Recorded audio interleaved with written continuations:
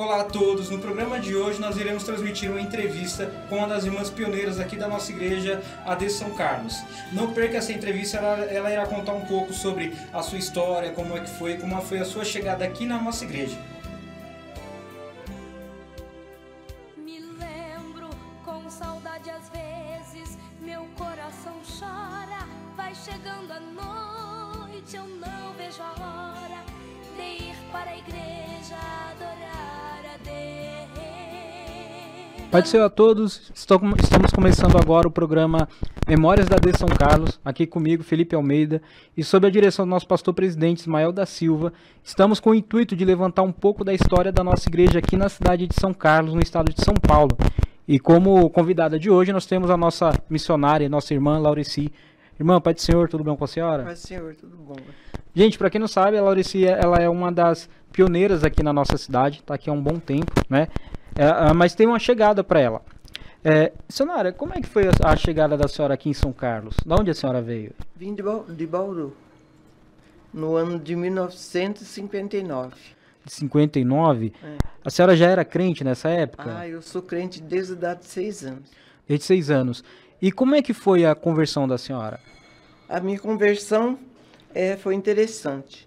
A gente morava num lugar, assim, bem dizer, no meio do mato. E apareceu um pregador do evangelho, ele veio andando nos trilhos e saiu na casa da minha mãe. Aí ele chegou e falou que ele ia falar de Jesus ali e minha mãe não gostava de crente. Sei. Aí ele começou a conversar com a minha mãe e falou assim, eu posso fazer um culto aqui na casa da senhora? E meu pai estava na roça. Meu pai chegou e meu pai consentiu. Aí meu pai saiu convidando os colônios. Seu pai mesmo que fez o evangelismo, então? Ele saiu convidando os colônios e arrumou tudo a sala, aí ele fez o culto. Aí a minha mãe foi a primeira que ergueu a mão.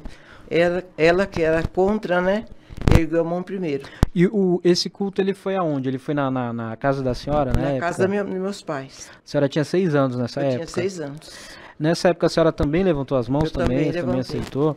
Minha mãe aceitou, meu pai aceitou e eu fui a terceira. A partir daí, então, como é que foi a vida de vocês como crente?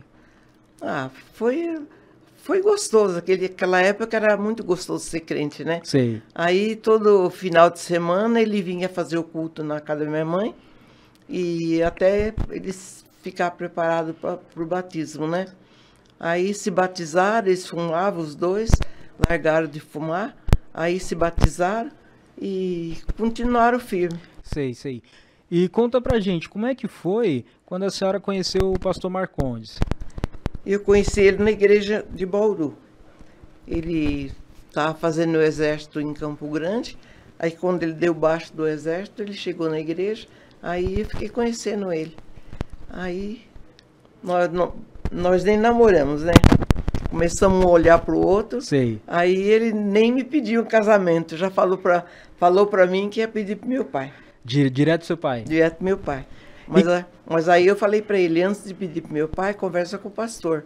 Porque o pastor era o anjo da igreja, então ele sabia se ia dar certo ou não. Porque por causa do tipo dos crentes, né? Sei. A natureza de cada um, então ele sabia se ia dar certo ou não. A senhora lembra o nome do pastor na época? Era o Prata Vieira. João Prata Vieira. João Prata Vieira, para quem não sabe, é um dos pioneiros da Assembleia de Deus no estado de São Paulo, né? E como é que era naquela época o namoro de crente, né?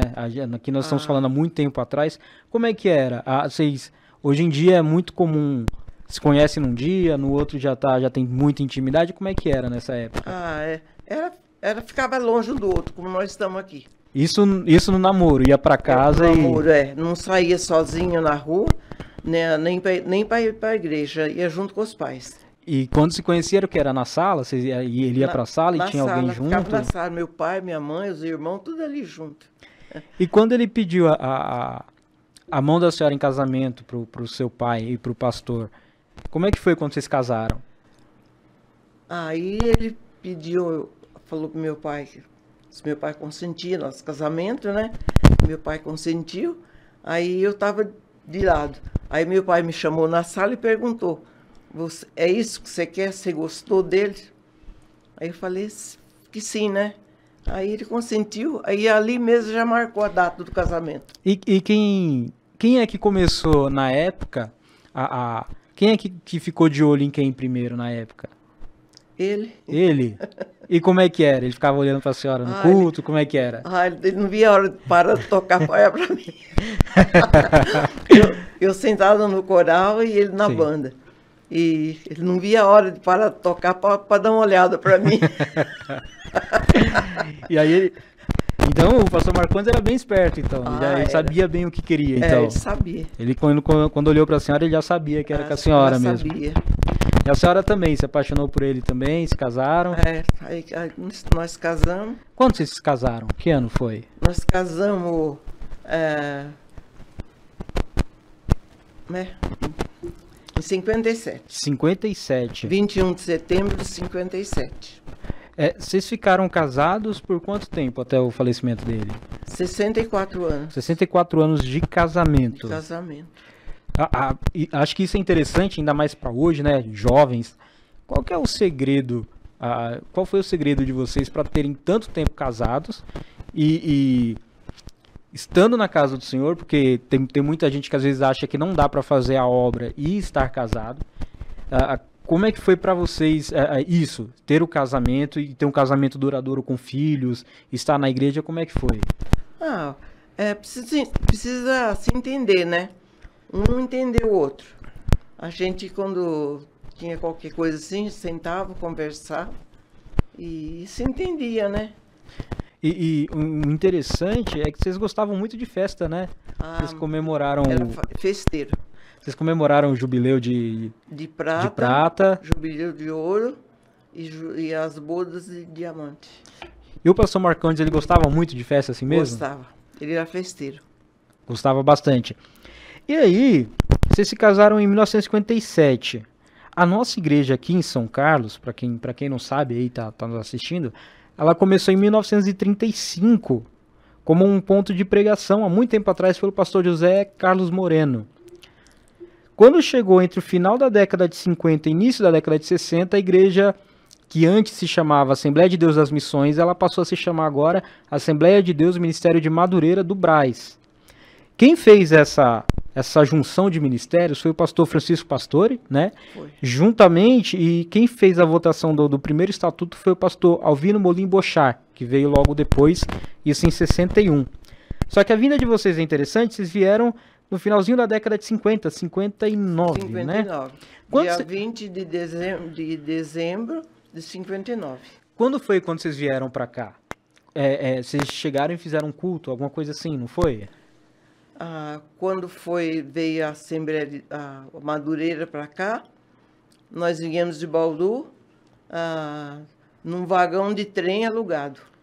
Aí viemos em 60 pessoas. 60 pessoas. Veio uma parte da mocidade, uma parte da banda. Aí viemos e fomos direto pro Balão do Bonde. Balão do Bonde ali na Vila Néria, aqui em São Carlos, né? Aí fizemos um culto ali, foi um culto abençoado. Aí muitas almas aceitou Jesus. Aí terminou o culto, nós viemos embora. Viemos todos andando, né? Porque aquele tempo era bonde, né? Sim, sim. Mas nós vinhamos a pé para a estação. Nesse tempo, algumas pessoas que estavam juntos era a senhora, o pastor Marcondes, o pastor Malvino estava junto também? O Malvino morava aqui. Ele já morava aqui. O tio do pastor Marcondes, o Geraldo Marcondes. Já morava aqui. Ele já morava aqui. Não morava não. Não, ele veio junto com vocês, né? Nessa época, quando vocês vieram, já tinha igreja aqui, né? E aí vocês vieram pra cá, foi bem nessa mudança, quando tava de início mudando pro Ministério de Madureira, né? Aí quando vocês vieram, como que eram os cultos iniciais aqui, naquela época? Isso a gente tá falando década de 50, década de 60, né? Como que eram os cultos? Os cultos era bem diferente da agora, né? Começava o culto assim, com oração, sim, leitura da palavra, né? E dava muita oportunidade para o pessoal da testemunha. E fazia pregação, era uma coisa bem diferente da agora. Sim. Só para a gente entender naquela época, a nossa primeira sede que nós tivemos aqui, que foi lá na Rua Conde, né? Tem muita gente que de repente não sabe ou não conhece como era. Tenta descrever pra gente como é que era a igreja, a entrada da igreja, como é que era. A entrada era pela frente, pela Rua Conde do Pinhal.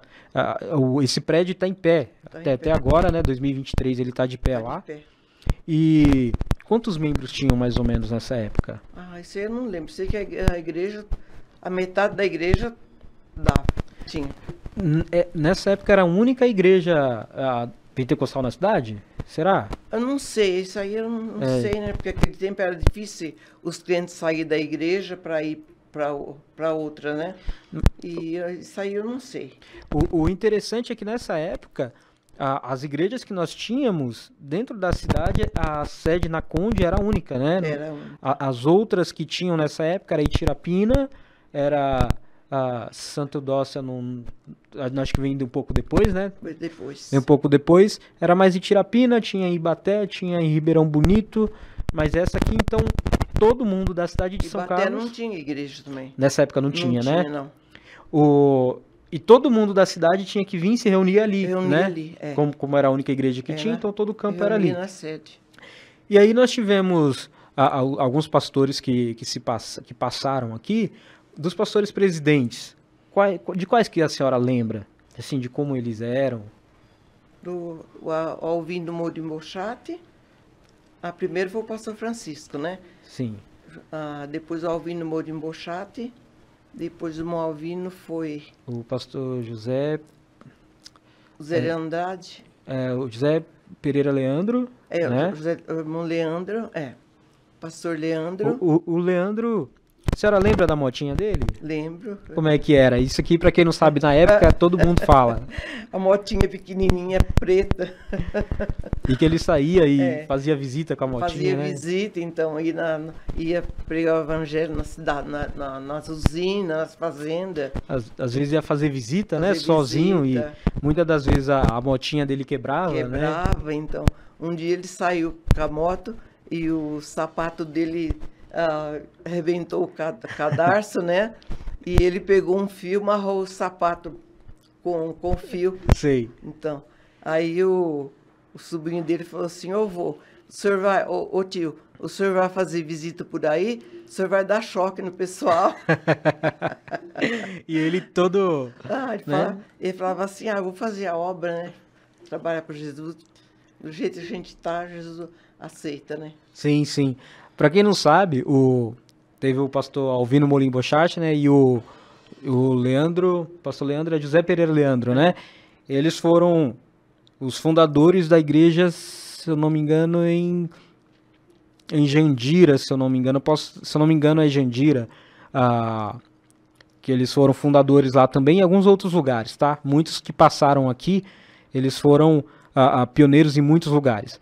O primeiro pastor presidente nosso da Madureira, depois da mudança, foi então o pastor Francisco, depois o pastor Alvino, né? Depois o pastor Leandro.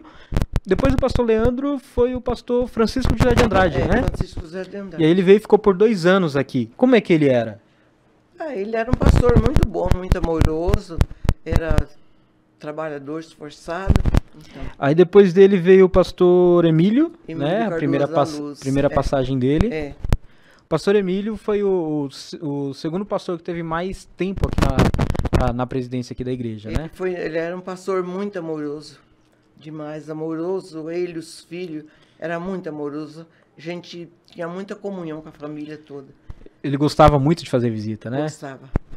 Tem muita foto dele em festa, em alguma coisa assim na casa dos irmãos da igreja. O pastor Emílio, quando veio pra cá, ele morava no fundo da igreja, não era? Morava no fundo da igreja. Foi ele que construiu a salinha que tinha ali atrás, não foi? Não foi ele que construiu. O... Quando ele veio, ele já veio e foi morar lá, né? Já foi morar lá? É o pastor que antecedeu antes dele foi construir. Sim. Para quem não é dessa época, tem a igreja e do lado da igreja tinha um corredorzinho, né? E entre a igreja e esse corredor, no fundo, tinha uma casa que ele morava. É um sobrado. E na frente fizeram uma salinha, uma época, para as crianças, né? Tinha alguns trabalhos com as crianças numa salinha bem do lado ali, né? Aí depois do pastor Emílio foi o pastor Adão, se eu não me engano. Adão. Gesnero Moraes. Isso, o pastor Adão ficou pouco tempo aqui, né? 9 meses. Mas o tempo que ele ficou bastante amigo com o pastor Marcondes, não Muito ficou? amigo, nossa, muito amigo. Tem bastante fotos deles. E depois vieram alguns outros pastores que a gente já comenta sobre eles.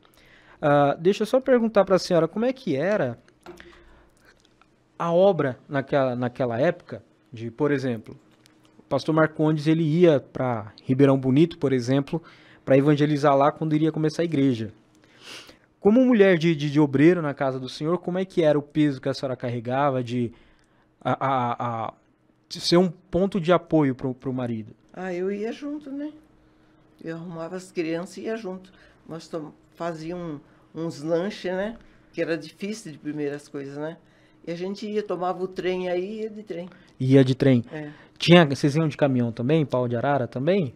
Quando meu tio podia, ele levava nós. Levava todo mundo. De pau de arara. A senhora toca na orquestra também, não toca? Toco. Que instrumento que a senhora toca? Violino. Há quanto tempo a senhora toca? E onde a senhora aprendeu? Eu aprendi a música com Motinha, que era daqui, né? Ele foi meu primeiro professor. Mas eu paguei muitos professor particular. Pra tocar, né? Depois eu fui para Federal, né? Fiquei 8 anos na Federal, tocava lá, mas tocava na igreja também. Na Igreja Federal, a UFSCar, né? A Universidade Federal aqui de São Carlos. E aí a senhora foi consagrada a missionária lá na nossa igreja sede no Brás, né? No Brás. A senhora lembra o ano que foi? Não estou lembrado do ano. Eu devo ter anotado aqui. Foi em 2008, né? 2008? Acho. 2008. 2008 que a senhora foi consagrada, então, a missionária no Brás. E o pastor Marcondes foi consagrado a pastor lá no Rio de Janeiro, né? Foi. Quem foi o pastor que fez a consagração, a senhora lembra? Eu acho que foi Foi o próprio Macalão, não Macalão. foi? Paulo Leivas Macalão que fez a... Eu mostrei para você a foto, né? Sim. Da consagração depois aí, de repente, a gente mostra pro pessoal fotos. Tem algumas fotos do pastor Marcondes sendo consagrado, né? Um dos pontos fortes aqui da nossa igreja, digamos, uma das balizas que sustentou a igreja, obviamente, Jesus Cristo, né? Mas uma pessoa que foi muito usada foi o pastor Marcondes. Ele foi segundo de quase todos os pastores que passaram aqui, né? Sempre ajudando, sempre trabalhando. Sempre trabalhando. Igrejas que inauguraram, eles participaram de todas, né? E a senhora e ele iam juntos. Às vezes alguma eu não fui, não podia, eu estava doente, né? Tinha ficado doente. Mas eu ia, quase todas eu fui. E inauguração de igrejas e de trabalhos, tanto em São Carlos quanto fora, né? Descalvado, Ibaté. Ibaté assisti ao lançamento da Pedra Fundamental. Depois fui na inauguração. E Descalvado também. Sim. E Tirapina. Tirapina também. E Tirapina também. E aí a gente pode até ir um pouco mais longe. O pastor também participou de abertura de trabalhos e até de visita a trabalhos em outros lugares, né? No Piauí. Foi. Nós tínhamos um trabalho na cidade de, se não me engano, Uruçuí. Se não me engano, é essa cidade. Em Minas Gerais, em Araxá também, né? Também. Lagoa da Prata. Todos esses lugares. E aí a gente vai um pouco mais longe ainda. E o pastor Marcondes, inclusive, vocês chegaram aí pra Argentina, né? Pra Bolívia, foi. Pra Bolívia. Eu não fui, ele foi. Sim, na época, quem dirigiu o trabalho lá era a missionária... Era o Homero e a Dulce, né? Que na época eles estavam lá. E assim, o pastor Marcondes, ele participava muito dos trabalhos, muito ativo, né? Nossa, participava. Ele não era muito desse tipo que esperava alguém vir falar, ele mesmo já ia fazer. Deu a vida dele pela igreja. A vida inteira, né?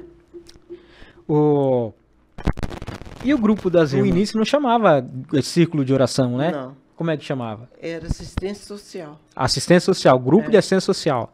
Nós temos algumas fotos, inclusive, do congresso, né, de assistência social que tinha na igreja. E assistência social é porque fazia muita assistência social, né? Inclusive hoje, para quem não sabe, a nossa igreja aqui na sede aqui em São Carlos, nós temos um trabalho muito forte com a assistência social. juntamente com Missões Urbanas aqui, tá?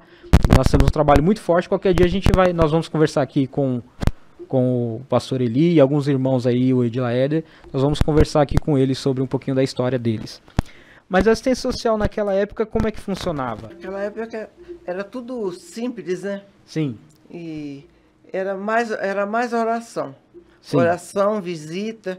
Era um grupo assim, que se tivesse uma irmã doente, então liberavam as duas irmãs para cuidar daquela irmã. Sim, sim. A irmã ia, fazia o serviço, ajudava e não deixava assim, estar pagando para fazer o serviço. Tinha grupo de visita também? Tinha, então. Tinha grupo de visita também. E as irmãs iam, faziam as visitas. Visita.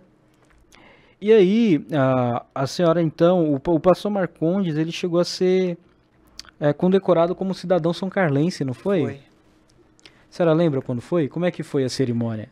Olha, eu não sei, eu não lembro o ano que foi. Eu tenho o DVD. Sim, sim. Então, e foi uma comemoração muito bonita. Sim. Então, foi na Câmara Municipal. Na Câmara, né? Aqui em São Carlos, aqui né? Em São Carlos, é. E foi muito bonita. E foi os filhos, toda a família, fomos todos, né? Sim, sim. Então. A senhora se lembra dos congressos aqui, que tinham? Congressos que vinham irmãos de fora? Nossa, é muito gostoso, né? Como é que era? Era muito gostoso. Nossa, vinha Napoleão Falcão, vinha lá de Goiânia, né? Dois que são pastores lá em Goiânia, esqueci o nome agora. E vinha muita gente de fora. Vinha de São Paulo, do Rio, de Curitiba.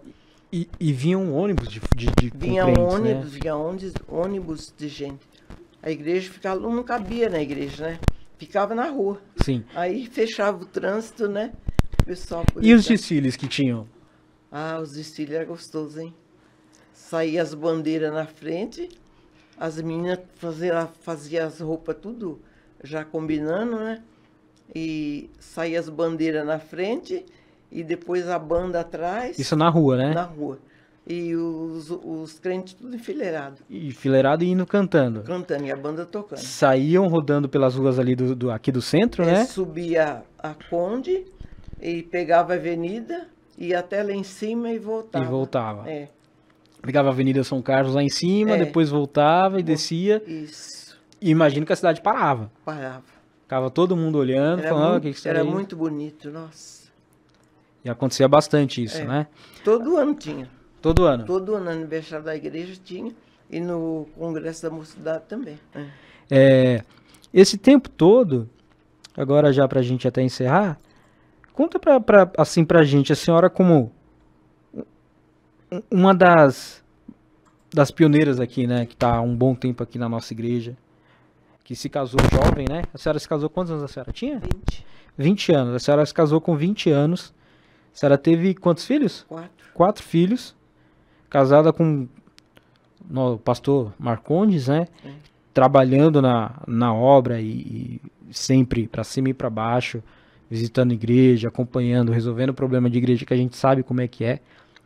Que conselho a senhora daria para essas meninas, né? Essas jovens, ou até para os jovens homens também?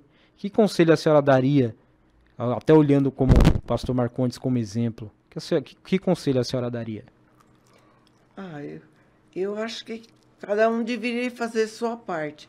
Ser fiel, ficar firme nos caminhos do Senhor e não olhar para a direita nem para a esquerda, né? Ficar firme nos caminhos do Senhor. E obedecer, né? A obediência é tudo. Sim, sim. Tanto para as mulheres como para os homens, né? Sim, sim. As mulheres que sejam boas donas de casa, boas esposas de obreiro, né? Para poder ajudar o obreiro. Porque quem faz o bom obreiro é a boa esposa, né? Sim, sim. Isso é muito importante, né? Assim, tá do lado, ajudar, acompanhar, né? A gente sabe que existem casos que a mulher tem mais um chamado do que o homem, e aí o homem ajuda a mulher, mas sempre entender a posição como casal, né? De um estar ajudando o outro sempre, né? Meu esposo, quando chegava em casa do serviço, ele trabalhava na Tecance, né? Sei. E eu deixava já tudo arrumadinho, tudo no jeito. Fazia a janta, deixava tudo prontinho. Aí nós íamos para a igreja. A gente morava lá na Boa Vista, a gente vinha a pé, descia a Rua da Lápis e vinha a pé Sei. para a igreja. Chegava na igreja, chegava sempre antes do culto, porque ele detestava chegar atrasado. Aí vinha a gente na frente, as crianças atrás, tudo acompanhando. Terminava o culto, a gente voltava, chegava em casa, aí que a gente ia jantar. E como é que foi aqui, assim, o pastor Ismael aqui na igreja, a vinda dele? Foi boa a vinda dele. Ele é ele é o pastor que está há mais tempo aqui na igreja, né? Foi bom ele ter vindo para cá. Ele deu muito ânimo para a turma, a igreja que cresceu bastante, né? E o pastor Ismael tem muita importância aqui na igreja, até mesmo do estabelecimento, né? Até então vinham alguns pastores e alguns ficavam 2 anos, tinha algum problema, alguém saía. E ele foi o que veio e ficou por mais tempo. E tem sido um exemplo para todos, né? Ele foi muito bom com meu esposo, ele nos ajudou muito. Quando meu esposo ficou doente, quando ele chegou aqui, meu esposo tinha chegado recente de Ribeirão Preto. Sim. Que ele teve aquela doença Guillain-Barré, né? Sim. Ficou internado 1 mês e 4 dias nas clínicas. Aí fazia pouco tempo que ele tinha saído do hospital. Aí ele chegou aqui, o Samuel pegou e recomendou para ele para cuidar bem do meu esposo, né? Sim, sim. Que ele tinha passado por enfermidade. Aí logo ele melhorou, foi tudo bem. Aí nós fizemos bodas de ouro, né? Depois de 3 vezes que ele estava aqui. Fizemos as bodas de ouro, que era a paixão dele fazer. Sim, sim. E aí foi depois de uns anos, ele começou a sentir dor, né? na coluna, né? Sei. E vai daqui, vai dali. Aí o pastor deu muita força para ele. O pastor arrumou um médico, né? E levou ele. E o médico operou ele, a igreja ajudou. Aí fez a cirurgia. Aí ele ficou bom, nunca reclamou da coluna mais. Sim. Então, até agora que ele ficou doente, né? O pastor sempre deu assistência para ele. Sim. Desde 2007, o pastor Marcondes, ele era o pastor vice-presidente de honra da Madureira aqui em São Carlos, né? Pelos serviços prestados, por tudo que ele fez e passou, enfrentou muita coisa aqui, né? E boas, né? E às vezes os problemas que acontecem na igreja, a gente sabe que todo lugar tem, mas o pastor Ismael e o pastor Marcondes são exemplos aqui para todos, né? Gente, é isso. Nós vamos encerrar então por agora o nosso episódio contando um pouquinho a história da igreja com a nossa convidada aqui, missionária Laurici. Missionária, muito obrigado, que Deus abençoe. Obrigado mesmo por esse papo, viu? Você que acabou de assistir essa entrevista com a nossa missionária Laurici aqui na nossa igreja, fica agora com a próxima entrevista, a entrevista com um dos pastores mais novos que temos aqui, um pastor super abençoado que Deus tem usado muito ali na sua congregação.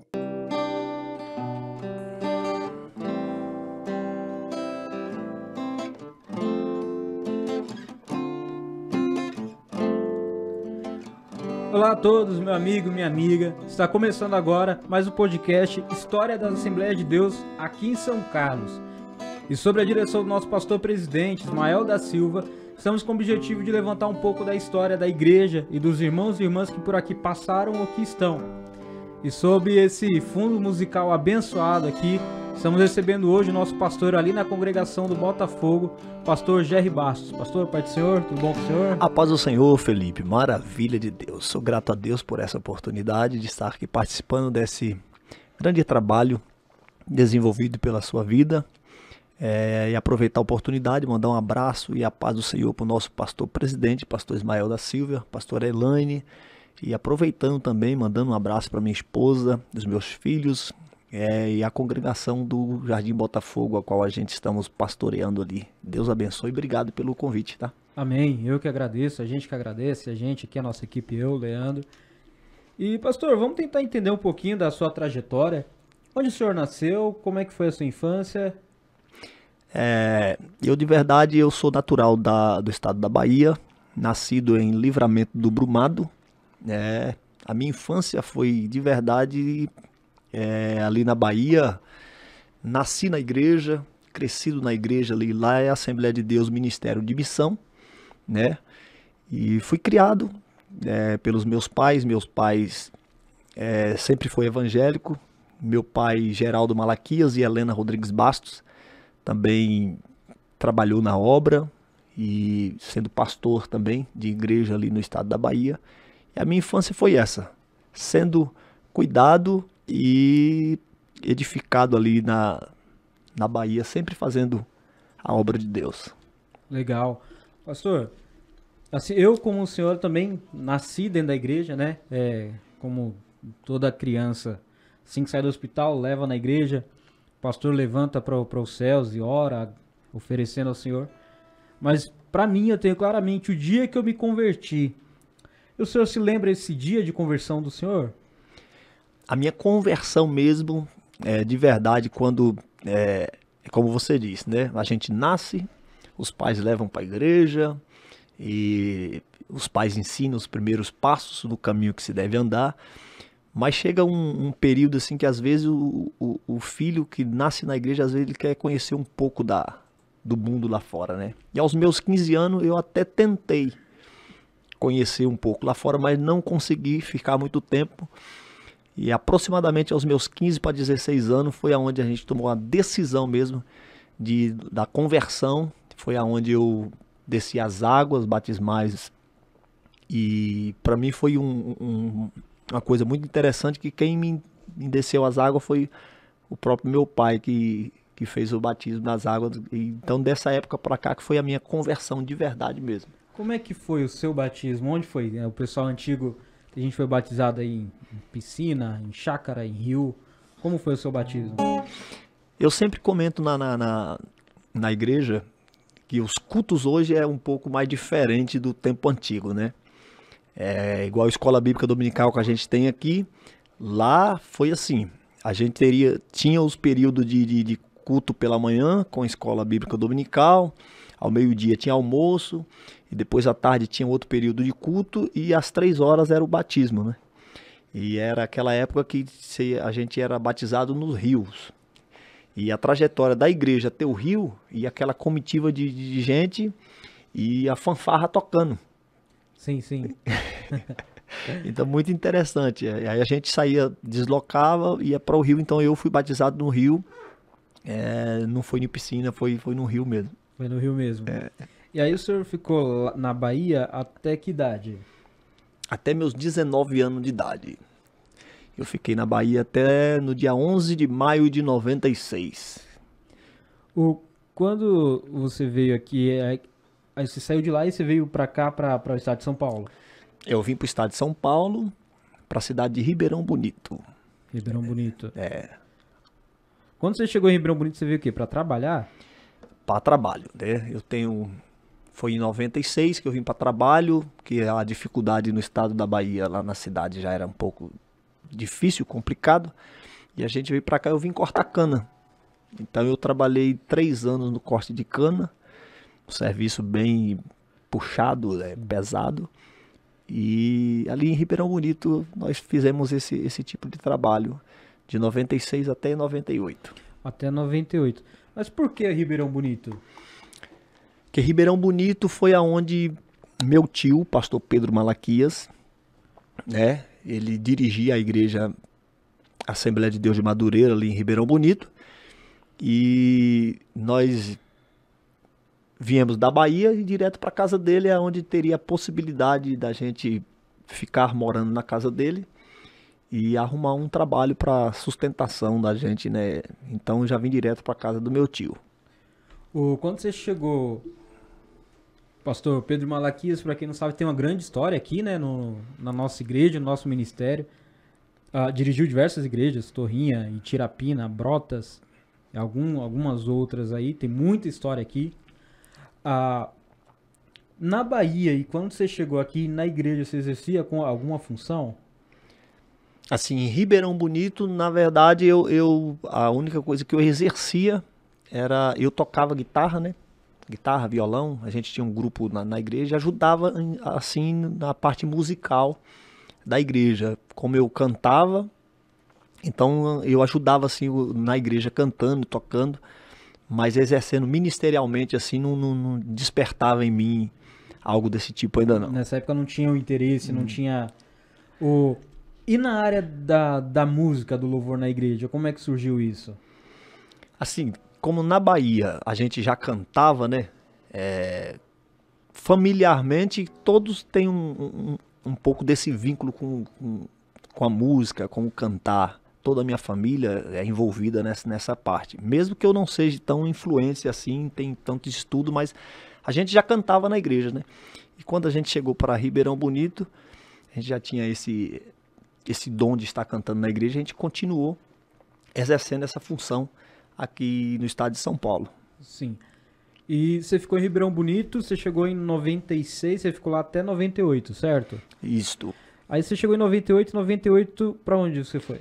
Em 98 eu vim para São Carlos, vim trabalhar na empresa da Tecans, né? De 98, entrei em 98, e quando foi em 2000 eu casei, tive esse presente de Deus, casei em 2000, e aí fiquei morando definitivamente aqui em São Carlos, né? Aí você casou com qual o nome da sua esposa, para todo mundo que não sabe conhecer? A minha esposa, Heloísa de Fátima Cantos Santos, a minha companheira aí, já temos aí 23 anos de casado, temos 3 filhos abençoados, graças a Deus, e o mês que vem a Raíza vai estar casando, e estamos aí, 23 anos de casado e de ministérios aí, tem muitas coisas boas que temos feito para a obra do Senhor. Você falou da sua esposa, como o senhor conheceu ela? Eu conheci a minha esposa, é uma história muito interessante, assim, que na verdade a gente era em Ribeirão Bonito e congregava na mesma igreja, mesmo grupo de jovens, né? E ela bem nova ainda, e eu com 23 anos e ela com 16 anos de idade. Sim. E aí a gente conheceu, né, dentro da própria igreja, envolvido tudo ali. E aí em 15 de janeiro de 2000, nós casamos. Vocês se casaram aqui em São Carlos? Casamos em Ribeirão Bonito. Em Ribeirão Bonito. Pastor Pedro Malaquias, o meu tio, que fez o nosso casamento em 2000. Fez o nosso casamento e de lá foi a nossa despedida. Dia 15 de janeiro de 2000 nós já viemos para São Carlos e estamos aqui até hoje. Vocês vieram para cá em São Carlos e passaram a congregar aonde? Nós viemos para o Jockey Clube. O Jockey. A gente foi morar no Jockey, aonde eu moro até hoje. E nós congregamos no Jockey Clube. Fomos congregar no Jockey Clube. Quando você chegou lá, quem era o pastor lá? Quando eu cheguei lá, no Jockey Clube, na época, no ano de 2000, o pastor que era lá era o pastor Daniel. Foi o pastor Daniel. Não sei se o irmão conhece, que é o pai do pastor, que era o presbítero Lucas. Sim. Do Luquinhas. E foi ele que foi o nosso pastor. Aí depois dele veio vários outros pastores, que foi pastor Nino, saudoso pastor Nino, pastor Horácio, pastor Antônio, pastor Carlos Augusto, pastor Nilson. Fui pastoreado por muita gente. E depois veio pastor Orestes, que agora é pastor ali na Santa Felícia. Teve pastor Pedrinho também. E por último foi o pastor Fábio da missionária Betinha, que me pastoreou durante um mês. Aí depois eu fui dirigir igreja. Mas são pessoas, vários pastores aí que nos pastoreou e foi bênção para a minha vida, para o meu ministério. E estamos aí aprendendo dia por dia. E só para eu entender a evolução do ministério do pastor, como é que foi? Primeiro a gente já dá pra ver com o próprio violão que o pastor não é só o pastor que prega, mas o pastor que canta também, né? Dá pra fazer um culto sozinho com o pastor Jerry. Você só senta, Deus usa cantando, Deus usa pregando. Como é que foi a sua evolução? Em Ribeirão Bonito você não sentia essa chamada pra exercer alguma coisa como pastorado na igreja, era mais na área do louvor. Aí vamos pra área do louvor primeiro. Como é que foi essa evolução?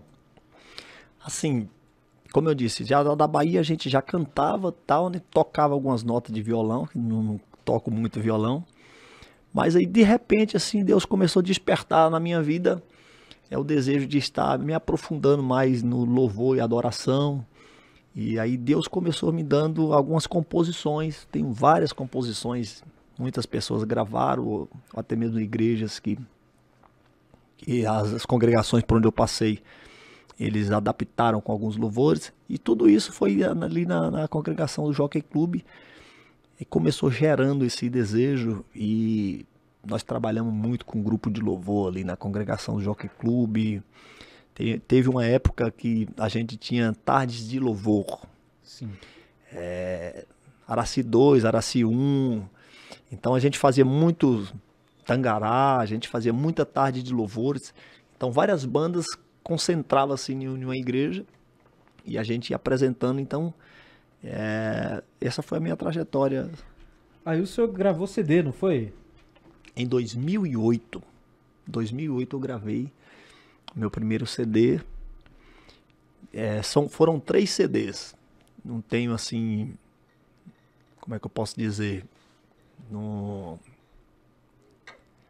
fama que tal assim, mas graças a Deus esses 3 CD que nós tive o privilégio de gravar alcançou algumas vidas, muitas almas para o Senhor Jesus. Foram 3 CDs gravados. Você gravou 3 CDs? 3 CDs. Então o senhor, além de cantar, compõe também, então, né? Que você falou. Sim, sim. Nós gravamos e todos os CDs foram composições próprias mesmo. Agora que a gente deu um pouco de uma parada aqui, quando a gente vai cuidar de igreja, então isso você foca mais no trabalho de cuidar da igreja, cuidar das ovelhas, estudar para pregar. Mas de vez em quando assim o Espírito Santo ainda flui algumas coisas aos nossos corações e a gente escreve e ministra. Eu quero aproveitar agora, então, o pastor tá com violão, né? Se o pastor puder cantar um pedacinho de alguma música de um dos CDs que o pastor cantou. Opa, vou cantar um pedacinho aqui, que bem conhecida, que muitos cantaram. E até a igreja sede aqui cantava esse louvor aqui também. Acho que o Léo não é dessa época, não. Vou pegar uma nota mais baixa aqui. Seja restaurado agora, seja restaurado agora, seja restaurado agora, pelo poder de Deus. Seja restaurado agora, seja restaurado agora, seja restaurado agora, pelo poder de Deus.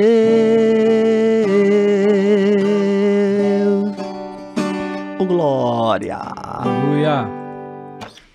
Esse louvor foi o ano da restauração, aqui na igreja em São Carlos, que tinha uma temática do ano, o ano da restauração. E a gente fez essa canção bem na época e lançamos, e foi bênção de Deus. Foi bem aceito e muitas vidas foram alcançadas, restaurada, edificada pelo poder da palavra cantada. Maravilha? Maravilha, maravilha. Pastor, então nessa época o senhor recebia muito convite para cantar, chegou a viajar um pouquinho? Sim, sim. A gente viajava, ficava dias fora, não tão extenso de dias, mas a gente viajava, recebia convite para viajar, para ministrar louvor fora de São Carlos, São Paulo, Minas Gerais, Paraná, vários lugares que a gente saía para ministrar louvor. E foram umas experiências muito boas. Foi uma experiência muito boa. Sério. Então nessa época, você tava... A gravação do primeiro CD estava já no Jockey, né? Tava no Jockey. E no Jockey, além de cantar, você já exercia algumas funções na igreja, sim, né? Sim, ajudava em alguns departamentos. Em que departamento o senhor ajudou lá? Felipe do céu, que benção, boa pergunta. No Jockey Club, na verdade, foi uma escola para minha vida. Para minha vida, a vida da minha esposa. Então foi uma escola. Ali nós aprendemos de verdade muitas coisas. Ali eu tive o privilégio de servir a Deus ali em várias funções. Tanto de trocar lâmpada de igreja, de varrer igreja. Aí depois eu fui líder de grupo de louvor por vários tempos, líder de diáconos, líder de quarta-feira da restauração por 6 anos, dirigindo culto de libertação. Foi aonde, mesmo não sendo obreiro ainda, Sim, né? sim. Eu servia na casa e os pastores sempre diziam assim: rapaz, vai estudar, vai fazer um curso, você tem chamado, Deus quer te usar. E eu, Chamado pro pastorado, você tá falando, né? sim, Que chamado ministerial mesmo, Sim. né? Para exercer uma função na igreja. E eles enxergavam em mim isso e eu sempre fugindo, sempre correndo. Meu negócio era pegar violão, cantar e ia para a igreja. Eu não ia assim de social, era a coisa mais difícil eu ir na igreja de um social, varão. Sim. Mas aí comecei a servir a Deus na igreja, fazendo essas funções, até o nosso pastor presidente, pastor Ismael da Silva, ele enxergar algo em mim e querer investir na minha vida, né? Ministerialmente. Sim. Mas na igreja do Jockey Club mesmo, eu exerci todas essas funções. O interessante é, todo mundo enxergava isso, mas você correndo. E eu, né? eu não enxergava, E aí eu imagino, isso é uma lição para hoje, né? A gente que acompanha um pouco da história da igreja, dos obreiros que por aqui passaram. Hoje em dia tem muita gente que acha que ser pastor é fácil, né? Ah, eu vou ser pastor e geralmente você quer ser pastor de igreja grande, né? Sim, sim. E pouca gente quer ir, colocar literalmente a mão na massa. No seu caso, você veio passando por todo o processo primeiro, então você tem experiência com os diáconos, com louvor, com jovens, né? Sim. E aí chega, você disse que o pastor Ismael começou a querer vir atrás e conversando. Primeira vez que ele veio falar com você aceitou ou não? Assim, a primeira vez eu aceitei, sim. Eu lembro que uma vez eu estava trabalhando e eu recebi ligação, ele me perguntou: Gério, vamos dirigir a igreja? Eu falei: vamos. Aí eu vim na sala dele e conversou comigo, aí tivemos aquele bate-papo ali, e ele me deu algumas instruções, e aí não foi daquela vez, né? Sim. E aí foram por 3 vezes que ele me convidou. Por 3 vezes, e dessas 3 vezes a primeira eu tinha aceitado, mas as outras 2 segundas eu dei uma fugida, dei uma escapada, né? Continuei viajando, cantando e exercendo o trabalho no Jockey Club. Meu último trabalho no Jockey Club que eu tinha realizado, que era uma coisa que eu gostava muito, gostava não, né? Que eu gosto muito, é do evangelismo. Sim. Eu saía na rua do Jockey Club ali, alugava carro de som, a gente saía gritando na rua, pregando, cantando, fazia cruzadas ali, imobilizava aquela praça. O nosso irmão Moisés sempre incentivou ali, investiu, né? Levando carro de som, a gente fechava aquela praça ali do Jockey Club com piscina de bolinha, pipoca, e chamava as crianças.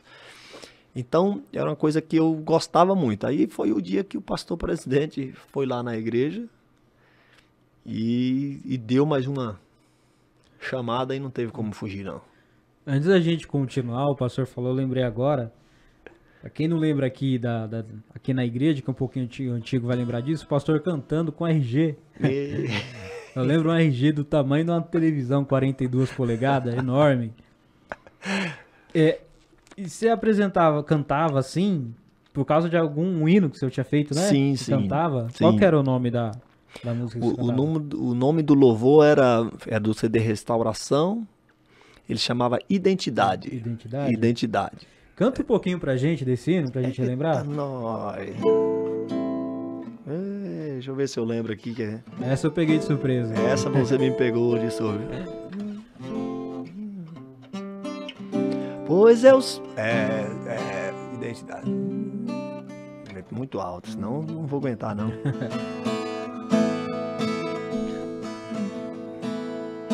Santo e separado, pois eu sou santo e separado, pois eu sou santo e separado, pois eu sou santo e separado, pois eu sou santo e separado, a identidade de Daniel, pois eu sou santo e separado. Você me pegou de surpresa, Lu. Eita, nós. Faz tanto tempo que eu não canto, irmão, aí a gente esquece um pouco da letra. Mas é isso aí, ser santo e separado para Deus, a identidade do cristão, santo e separado. Amém. Eu lembro muito bem, o pastor aqui na sede, algumas igrejas ele indo com RG grande, eu olhava isso e falava, quem é esse irmão aí com RG desse tamanho, no meio da igreja? Ô pastor, então, aí o pastor Ismael conversou com você pela terceira vez, né, terceira vez que o Galo cantou, você apareceu. Que ano foi isso que ele chamou e finalmente você assumiu a igreja? Olha, foi em 2019, nós estávamos na congregação do Jockey Club, tudo nos reflete para o Jockey Club, irmão. Eu falo do Jockey Club que foi para a gente uma escola de verdade. O nosso pastor presidente estava dando posse para o nosso pastor Fábio, né, que ele ia pastorear lá. E nisso a minha esposa foi fazer a homenagem da despedida das pastoras, né? Sim, sempre sim. faz uma homenagem. Quando o pastor Ismael chamou a pessoa para levar, foi minha esposa que levantou. Aí ele ainda brincou. Falou assim, esse casal já era para estar dirigindo a igreja já faz tempo, mas ele é um Jonas Fujão. Aí aquilo ali, eu falei, rapaz. Aí eu ainda brinquei, falei algo no altar que ficou meio constrangedor na minha emoção ali. Mas depois eu liguei pro nosso pastor Ismael, pastor presidente, e pedi perdão para ele da minha fala ali, que não foi tão nada exagerado assim, mas ficou um pouco constrangedor. Quando ele falou, eu me rebati falando assim, falei, então vamos conversar. Num culto você fazer isso, né? Mas eu liguei para ele, pedi perdão, ele ficou muito feliz. Aí, daquele dia, eu viajei para São Paulo, fui para fazer umas férias com a minha família. Aí quando eu voltei, o pastor me chamou na sala e disse, olha, a gente tem uma igreja para você estar dirigindo, pastoreando. Não me disse qual era, nem para onde, só mandou eu despedir do Jockey, arrumar as malas e falou assim, ó, terça-feira eu falo o seu destino. Então foram os dias, dizer assim, ó, você vai para uma igreja, despede da igreja, você vai dirigir uma igreja, você não sabe qual o local, você fica apreensivo para onde que é. Mas graças a Deus fomos ali pro Botafogo e estamos lá, já vai fazer 4 anos, graças a Deus. O interessante disso é duas coisas, né? Primeiro, nosso podcast aqui, tudo que a gente vem postando, não só os irmãos aqui de São Carlos, mas do Brasil inteiro, até de fora do país tem assistindo. E muita gente tem falado assim, tem coisa que só acontecia no passado e hoje não acontece, né? A gente sempre pensa assim, e muita gente ainda acha, não tem mais gente como tinha antigamente, não tem crente como tinha antigamente. E é bom ver o pastor como o senhor, novo, né? E exercendo a chamada como pastorado e se entregando literalmente para fazer a obra. Tem gente que acha que não tem gente mais assim. E o pastor Jerry é um dos exemplos de que tem gente, sim, que ainda se entrega para fazer a obra. Não só em uma coisa, não é o tipo de pessoa que escolhe, eu quero fazer isso na igreja. Né? Tem muita gente aí, é muito fácil você querer escolher o que você quer fazer e se entrega. Ele começa no louvor, vai para liderança de diáconos, vai para dirigir um culto à tarde, ajuda na manutenção da igreja e de repente, dirigir igreja agora. De repente aparece, né? Sim. E com a família, e graças a Deus aí. Isso serve como exemplo pra gente de que a obra de Deus não para. E o que a gente entende é que quem muda é a gente, né? É verdade. Deus continua sendo o mesmo. E às vezes o que muitas vezes acontece é que alguém se acomoda e não quer mais fazer. Mas Deus ainda levanta homens e mulheres para tocar a sua obra em frente. E aí, pastor, eu queria entender isso. Imagina até para quem está acompanhando a gente. Uma pessoa que passou uma boa parte da vida exercendo o ministério na área do louvor, com liderança de diaconato e diversas coisas na igreja. De repente, depois de quanto tempo você ficou no Jockey? 19 anos. Depois de 19 anos vem o convite do pastor presidente para assumir igreja, que é para se despedir dessa igreja. Como é que foi nesse dia? Eu imagino que a igreja era quase sua segunda casa, sua família ali. Como é que foi isso? Foi. Ô Felipe, esse dia foi um dia muito marcado na nossa vida, mas todo esse contexto, né, aos irmãos que estão assistindo aí, eu tive um aprendizado em todo esse processo. Vocês vão entender. O processo da rejeição, de rejeitar em ir dirigir a igreja logo a princípio, quando o nosso pastor presidente nos convulsionou, e aquela rejeição, eu não vou e tal, né? Mas aí depois você entende que nesse processo Deus está te trilhando por um caminho e não tem como você fugir dele. Não tem como você fugir de algo que Deus está projetando para você. E aí logo dessa rejeição você cai em si que para você ter um sucesso na vida você precisa ser obediente. Você obedecer algo que Deus está projetando para você. Então tem um processo de verdade. Todo mundo diz aí, né? Para mim alcançar o propósito, eu preciso passar por processo. E o processo ele não é fácil de verdade. Mas se eu passar o processo sem obediência, eu não consigo alcançar o propósito. Então o nosso pastor presidente nos convulsionou e graças a Deus nós entramos pela linha da obediência. E ele pediu para a gente despedir da igreja e pensa numa dor, vaso. É onde você cresceu ali ministerialmente para florir de verdade. É onde seus filhos nasceram, onde seus filhos foram apresentados, onde seus filhos cresceram. E aí de repente, a partir de hoje você não vai pertencer a essa igreja mais, você vai para um outro lugar. Então graças a Deus e louvo a Deus pelo nosso pastor presidente, ele vai estar assistindo aí. Ele fez com que a igreja despedisse da gente. Então, o pastor Fábio e a pastora Betinha fez uma despedida para a gente. Uma noite foi muito memorável para nossas vidas e foi muito choro. Foi muito choro, Felipe. Tanto para nós quanto para os irmãos que a gente cresceu junto ali, trabalhamos junto. Então, de ambas partes sentiu, né? Mas Deus tinha seu plano para nossas vidas, um caminho para trilhar e a despedida foi dolorosa, mas foi edificante para as nossas vidas. Eu imagino nessa hora, e como Deus prepara as coisas, é a família, né?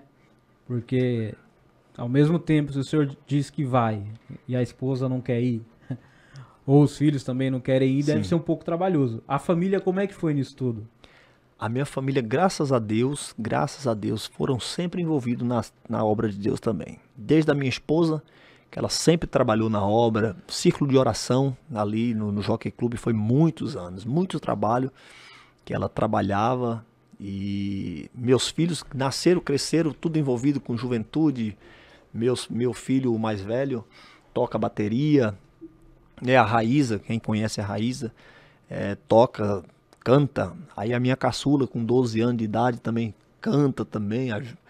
Então, assim, foi fácil, porque ele já estava tudo envolvido. Então, quando Deus nos separou e obedecemos a ordem do nosso pastor presidente, então foi fácil. Agora, complicado é quando Deus tem uma chamada na vida de um homem e a mulher não é compreensiva nessa parte. E a mesma coisa quando é para uma mulher e o esposo não é compreensivo. Então, gera algum desconforto. Mas, graças a Deus, foram tudo fácil. O interessante disso, se você de repente está assistindo a gente aí em qualquer lugar, nosso pastor presidente aqui, pastor Ismael, ele sempre fala a mesma coisa. Olha, para o ministério dar certo, a família tem que andar junto, né? Então, se o marido ele exerce alguma função, a esposa tem que vir andar junto, os filhos virem andar junto e literalmente envolver a família inteira na igreja, no trabalho, até para não acontecer isso, dar esse tipo de problema ou alguma coisa assim. Aí o senhor chega, como é que foi o primeiro dia ali, o dia da posse no Botafogo? Como é que foi? E que dia e como é que você descobriu que ia ser no Botafogo? E o que você achou, né, quando falou, vai ser o Botafogo? Nós estávamos na reunião aqui no culto de ensino na sede, que era na terça-feira. Aí teve aquela mudança de posse, o pastor disse, terça-feira eu vou anunciar para onde você vai. Aí teve o culto normal, aí no meio do culto, terminando o culto, acho que próximo disso, o pastor falou, a gente vai ter uma troca, né, de pastores. Também eu não sabia que era pro Botafogo, aí ele fez a troca. Que Você descobriu no culto, descobri então. no culto. O pastor não avisava assim, não. Aí ele diz, ó, nosso irmão vai estar assumindo a congregação do Botafogo. Foi numa terça-feira que nós tivemos aqui. Aí a posse lá foi numa sexta-feira, no dia 29 de março. 29 de março de 2019. E aí você assumiu lá, e como é que foi os primeiros cultos dirigindo como pastor? Isso é interessante porque muita gente que não é pastor sempre olha e fala assim, se eu fosse pastor eu faria isso, né? Se eu fosse pastor eu faria aquilo. Se fosse pastor eu faria aquilo outro. E aí como é que foi agora sendo pastor e você agora tendo que tomar algumas decisões que às vezes não agrada um, não agrada outro, às vezes tem que conversar mais duro com algum irmão. Como é que foi esse processo todo? Como aprendizado agora, né? Primeira igreja Sim. dirigindo, como é que foi? Os primeiros cultos é bem difícil.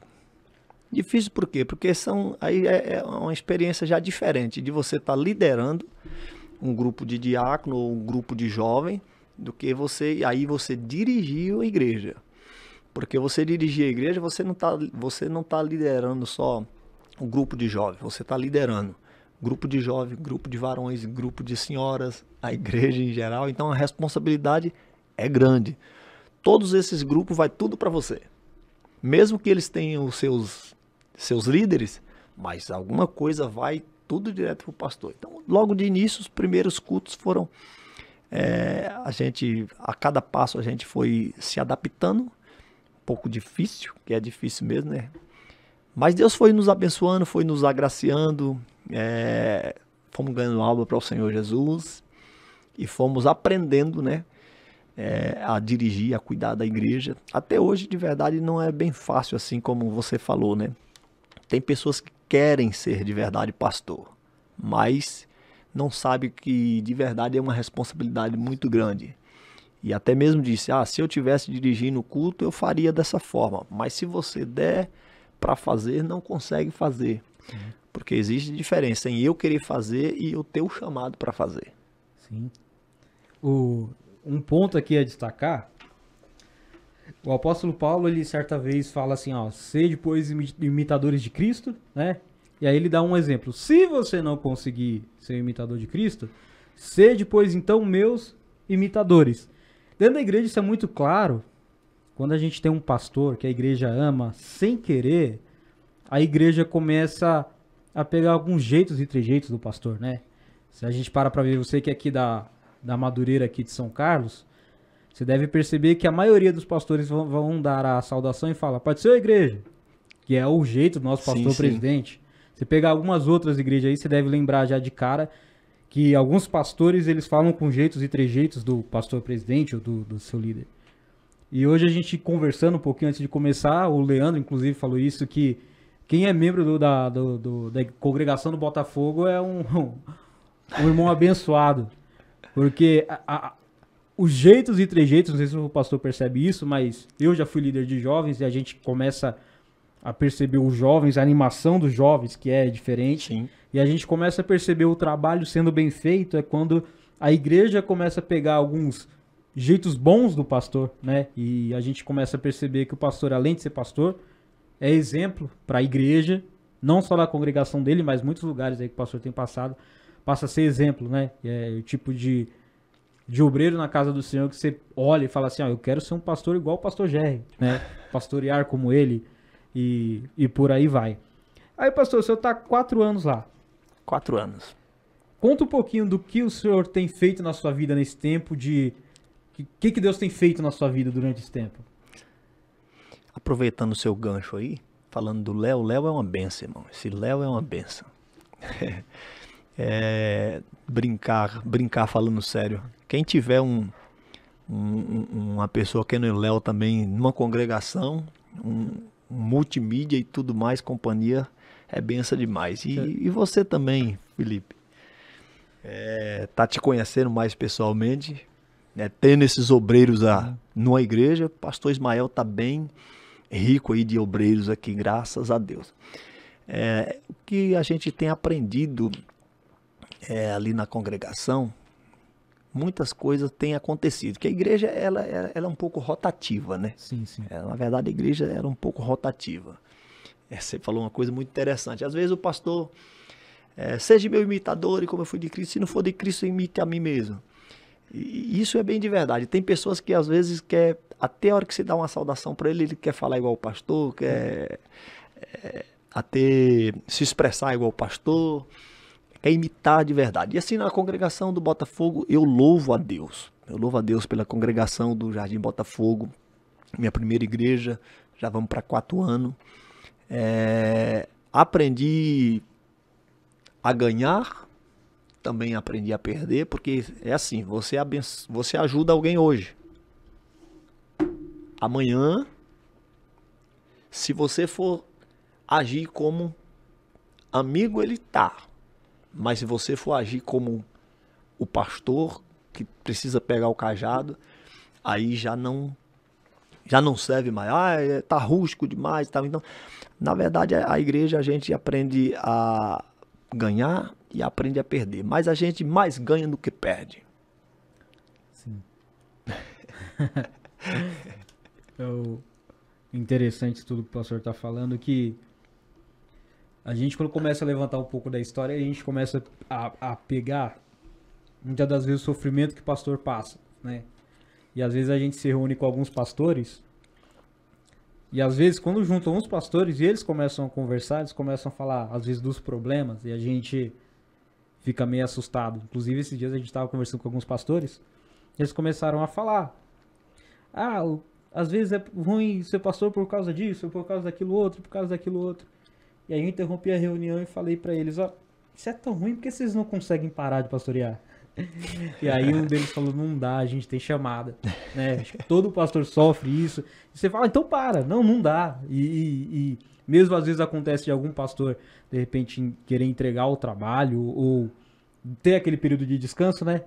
E aí ele senta, na primeira vez, ele senta ali no banco de membros, na sede, em algum lugar, ele olha e ele fala assim, muda, né?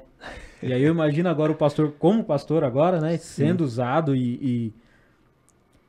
Ser pastor não é status, né? Ser pastor é aquele que vai orientar as ovelhas, aqueles que estão ali na frente. E agora quais são os planos, pastor? Tem algum plano ali para a congregação do Botafogo? Alguma coisa que o senhor tem planejando de evangelismo, de aumento dos irmãos? Como é que está a igreja lá hoje? Sim. Todo dia a gente pensa em inovação para crescimento, né? Não gerar coisas novas para a igreja, mas é mais para o crescimento mesmo. A gente sempre faz evangelismo, né? Inclusive domingo agora, pela manhã, a gente vai estar fazendo evangelismo na rua com carro de som. Próximo domingo agora? Domingo agora a gente vai estar fazendo. Domingo agora, dia 26. 26 de março, né? 26 de março agora a gente vai estar fazendo um grande evangelismo, que às 10 da manhã a gente vai estar fazendo. E também a gente tem o projeto, né? A igreja comprou um terreno, a gente tem um terreno naquele loteamento novo lá. Então calma aí. Essa aí é a informação nova que eu não sabia. Então tem um terreno que comprou para construir a igreja, então? Tem um terreno que... A igreja do Botafogo hoje é alugado? A igreja agora é alugada, né? Já faz muito tempo. Na verdade, já tem mais de 20, uns 15 anos aquela congregação naquele mesmo ponto, né? Sim. E o nosso pastor presidente, o ano passado, foi um ano atrasado, comprou um terreno no prolongamento lá. No prolongamento das torres ou... Não, eu esqueci o nome daquele bairro novo. À direita ali, né? Manjolinho, acho que. Manjolinho. Inclusive ontem mesmo a gente fomos lá para limpar o terreno lá, a pedido do nosso pastor presidente, né? Pra gente estar roçando, já deixamos tudo limpinho lá. Tá nos planos de Deus. Não sei quando, mas eu creio que futuramente vai ter uma bonita e bela catedral ali no Jardim Botafogo, lugar de povo feliz e abençoado. Amém. Isso é novidade, não sabia. Tô sabendo agora desse terreno. Glória a Deus por isso. Maravilha. É aquilo que eu falo, né? Às vezes a gente faz história, eu que tô levantando história, a gente olha muito lá para trás, 90, 100 anos atrás, e às vezes a gente não percebe que hoje a gente tá fazendo história, e daqui a um tempo vão falar, foi o pastor tal que começou, que viu o terreno e tudo. Glória a Deus por isso. Pastor, então, é uma pena aí para todo mundo, né? Maravilha. Estamos encerrando agora nosso segundo episódio do podcast Histórias da Assembleia de Deus aqui em São Carlos, Ministério de Madureira do Brás. Pastor, pra gente encerrar, você que tá aí nos assistindo, não fica triste, tá? Logo, logo nós vamos postar o 3º episódio, com mais uma entrevista aí espetacular também. Pra gente encerrar, vamos encerrar ouvindo o nosso pastor Jerry Bastos com mais um louvor. Eu quero agradecer a todos, fique com Deus, que Deus continue nos abençoando, até a próxima, se Deus quiser. Um agradecimento aqui a toda a diretoria da nossa igreja, nosso pastor presidente Ismael da Silva, a pastora Elaine e a todos aqui, o Leandro também, que faz parte da nossa equipe. Muito obrigado, fica com Deus. Pastor Jerry, encerra aí pra gente cantando um louvor. Eu quero ser grato a Deus, aproveitar e te agradecer, Felipe, muito obrigado pelo convite, pela iniciativa aí de me chamar e me impulsionar, porque para mim tudo isso aqui é novidade e eu estou sendo presenteado hoje por fazer parte aí desse projeto tão lindo. Louvo a Deus pelo nosso pastor presidente, pastor Elane. Léo, aquele abraço, Deus te abençoe, meu amigo, minha esposa, meus filhos e Adebrais ADM Botafogo, lugar de povo feliz e abençoado. Vou estar cantando aqui um louvor do Baruque e vocês encerram comigo. Para me curar, para me ensinar o caminho que devo seguir, pode me usar como tu bem queres. Abro meu coração para me curar, para me ensinar o caminho que devo seguir. Pode me usar, Senhor, como tu bem queres. Abro meu coração. Que Deus abençoe a tua vida, a tua casa, a tua família, seja alcançado pelo poder da palavra.